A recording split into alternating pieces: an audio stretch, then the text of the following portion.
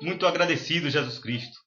Abençoa-nos nesta caminhada, neste tempo que se aproxima a tribulação e a perseguição cristã. E nos dê força para suportar o inimigo que se aproxima e reinará por 3 anos e meio bíblicos, diante do qual deveremos estar preparados para não negar nossa fé em Jesus Cristo e a nossa salvação, combatendo contra os desejos carnais que se opõem ao Espírito Santo. Lucas capítulo 21, versículo 36. Vigiai, pois, em todo o tempo, orando, para que sejais havidos por digno de evitar todas estas coisas que hão de acontecer e estar em pé diante do Filho do Homem. Apocalipse capítulo 12. A mulher e o dragão, e sua fiel interpretação. Apocalipse capítulo 12, versículo 1. E viu-se um grande sinal no céu, uma mulher vestida do sol, tendo a lua debaixo dos seus pés, e uma coroa de 12 estrelas sobre a sua cabeça. Uma mulher vestida do sol.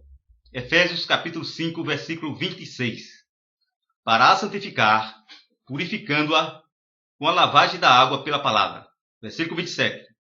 Para apresentar a si mesmo igreja gloriosa, sem mácula, sem ruga, nem coisa semelhante, mas santa e irrepreensível. Então, esta mulher, irmãos, representa uma igreja sujeita a Cristo, o sol nascido das alturas. Lucas capítulo 1, versículo 18. Graças à entranhável misericórdia de nosso Deus, pela qual nos visitará o sol nascente das alturas, Jesus Cristo. E assim, vestida esta santa igreja com os frutos do Espírito Santo. Colossenses capítulo 3, versículo 12. Revesti-vos, pois, como eleitos de Deus, santos e amados, de entranhas de misericórdia, de benignidade, humildade, mansidão e longanimidade. Versículo 13.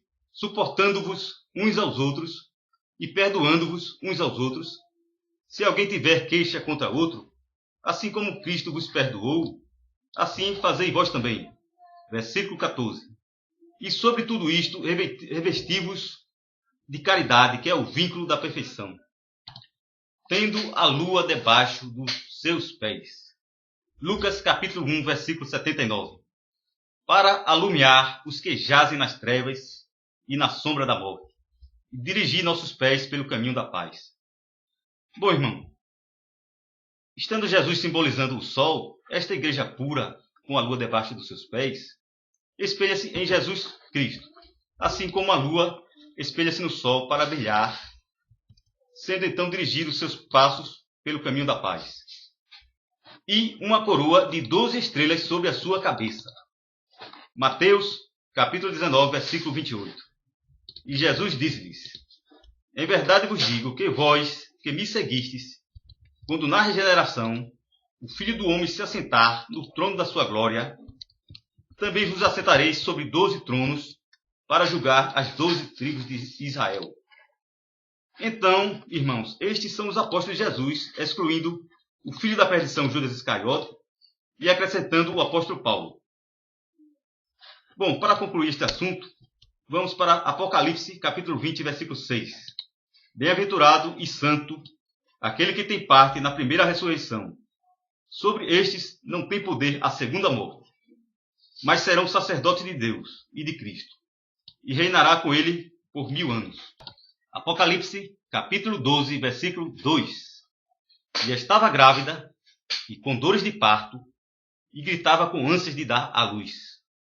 Para explicar este versículo, irmãos, vamos ao Lucas capítulo 17, versículo 21. Nem dirão, ei-lo aqui, ou ei-lo ali, porque o reino de Deus está entre vós. Então, esta igreja pura, a igreja de Filadélfia, já tinha Cristo formado nela. Já estava dando os frutos do Espírito Santo. Gálatas capítulo 4, versículo 19. Meus filhinhos, por quem de novo sinto as dores de parto, até que Cristo seja formado em vós. Agora, irmãos, vamos nos colocar na cena para entendê-la. Houve no ano 64 depois de Cristo um incêndio em Roma. Então Nero, o filho do diabo e imperador romano, colocou a culpa nos cristãos que foram arrastados da cidade de Filadélfia para Roma. Esta igreja era acusada de ter incendiado Roma, mas sabe-se que o próprio Nero tinha mandado incendiar Roma para reconstruí-la novamente ao seu gosto. Então os irmãos estavam numa grande aflição, tendo visto alguns deles serem devorados pelas feras no Coliseu Romano, e depois 3 apóstolos de Jesus, Pedro, Paulo e Simão Zelote, serem mortos por Nero e o Império Romano. E eles gritavam: "Salva-nos, Jesus! Salva-nos, Jesus!" Eles invocavam o reino de Deus. Atos capítulo 2, versículo 21. E acontecerá que todo aquele que invocar o nome do Senhor será salvo. Apocalipse capítulo 12, versículo 3.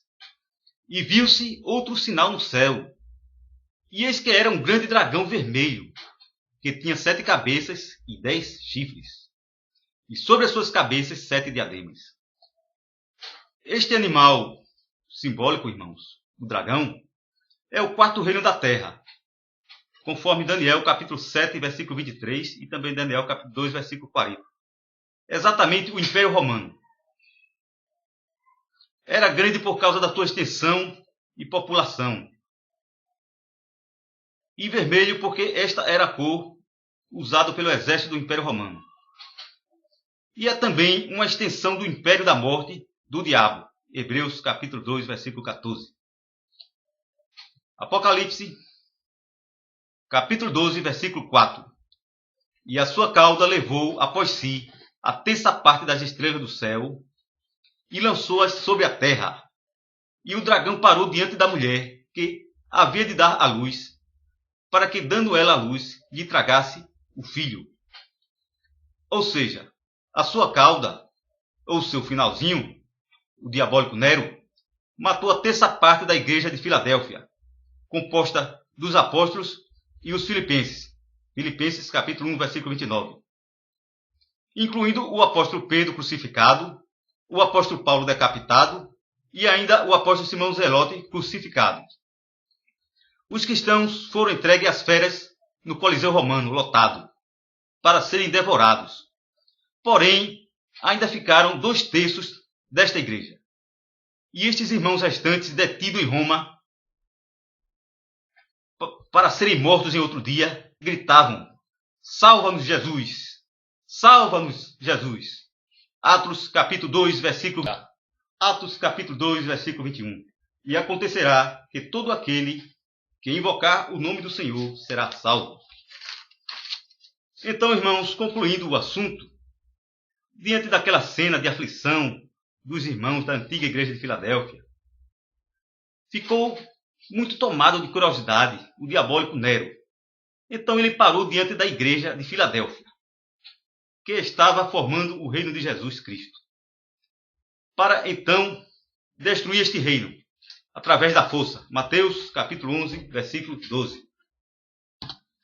E desde os dias de João Batista até agora se faz violência ao reino dos céus, e pela força se apoderam dele. Mateus capítulo 11, versículo 13. Porque todos os profetas e a lei profetizaram até João. Bom, irmão, mas esse João é o apóstolo de Jesus, não o João Batista, segundo João. Apocalipse capítulo 12, versículo 5. E deu à luz um filho, um varão que há de reger todas as nações com vara de ferro. E o seu filho foi arrebatado para Deus e para o seu trono. Então, irmãos, nesta cena apareceu Jesus Cristo, o Filho de Deus, glória a Deus, cujo propósito ainda não era assumir o seu reino. João capítulo 18, versículo 16. Meu reino não é deste tempo. Seu propósito era de proteger sua igreja. Porém, regerá no tempo certo todas as nações com vara de ferro. 1 Coríntios capítulo 4, versículo 21. E assim, cumprindo seu propósito, foi arrebatado para Deus e seu trono. Apocalipse capítulo 12, versículo 6. E a mulher fugiu para o deserto, onde já tinha lugar preparado por Deus, para que ali fosse alimentada durante 1260 dias. Bom, gente, bom, irmãos, este tempo, 1260 dias, corresponde ao tempo que a igreja fugiu de Roma, em meados de 64, para o deserto de Tabernas, que hoje é a atual Espanha. Até o ano 68 d.C., tempo este que equivale à morte de Nero.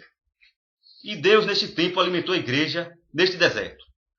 Nossos irmãos cristãos filipenses, que mais tarde seus descendentes divulgariam a palavra pela Europa durante a Idade Média.